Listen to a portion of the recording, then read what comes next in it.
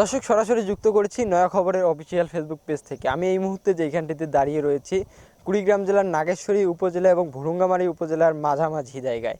আমি আপনাদের যে বিষয়টি জানাতে চাই, ভুরুঙ্গামারী উপজেলা এবং নাগেশ্বরী উপজেলা মিলে যে রায়গঞ্জ ইউনিয়ন এবং আন্দারিজার ইউনিয়নের মাঝে যে নদী আছে ফুলকুমর নদী, এই নদীতে দীর্ঘদিন থেকে একটি ব্রিজ না হওয়ার কারণে কিন্তু যে হাজার হাজার মানুষ কিন্তু দুর্ভোগ পোহাচ্ছে। আমি যদি আপনাদের একটু বলে রাখি যে দীর্ঘ 54 বছর পর, স্বাধীনতার 54 বছর পর এখন পর্যন্ত কিন্তু এই ব্রিজ নির্মাণ হয়নি। এখানে বিভিন্ন জনপ্রতিনিধিরা এসেছে, তারা বিভিন্নভাবে কাঠের ব্রিজ তৈরি করেছে। কাঠের ব্রিজ দেওয়ার পরপরই কিন্তু এই ব্রিজ ভেঙে যায়। স্থানীয়রা নিজ উদ্যোগে দেখা যায় যে বাঁশের ভুড়া বা ড্রাম দিয়ে পারাপার হয়। এটা নিয়ে তাদের অনেক একটি দুর্ভোগ পোহাতে হয়। আমি যদি আপনাদের তথ্য দিয়ে রাখি যে এখানে অসুস্থ যে রোগীরা আছে তারা কিন্তু সেবা থেকে অনেক বঞ্চিত, তারা যাতায়াত থেকে অনেক বঞ্চিত।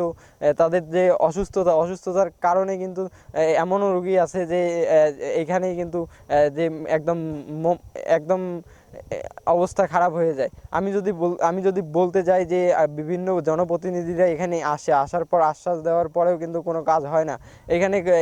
এবং নাগেশ্বরী ভুরুঙ্গামারী মিলে কিন্তু হাজার হাজার মানুষ যাতায়াত করে এই ব্রিজ দিয়ে।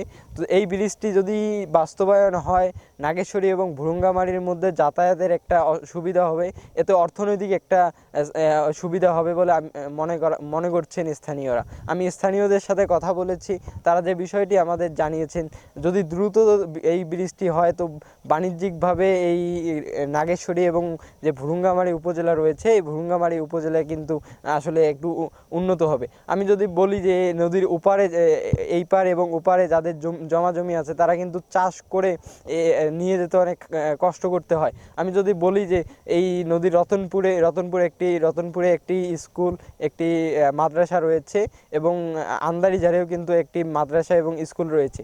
এই কোমলমতি শিক্ষার্থীরা প্রতিনিয়ত স্কুল যাতায়াত করতে নানান ভোগান্তি পোহাতে হয় তাদের। আমি স্থানীয় যে জনপ্রতিনিধি রয়েছে, আন্দারিঝার ইউনিয়নের ইউপি চেয়ারম্যান এবং রায়গঞ্জ ইউপি চেয়ারম্যান, তাদের সাথে কথা বলেছি। তারা আমাকে যে বিষয়টি জানিয়েছে, তারা বলছে বারবার ঊর্ধ্বতন মন্ত্রণালয়ে এই বিষয়টি অবগত করলেও তারা কোনো পদক্ষেপ নিচ্ছে না। তাদের দাবি যে যাতে দ্রুত পদক্ষেপ গ্রহণ করে এই ব্রিজটির জন্য। এই ব্রিজটি নির্মাণ হলে দুই উপজেলার হাজারো মানুষ সুবিধা ভোগ করবে।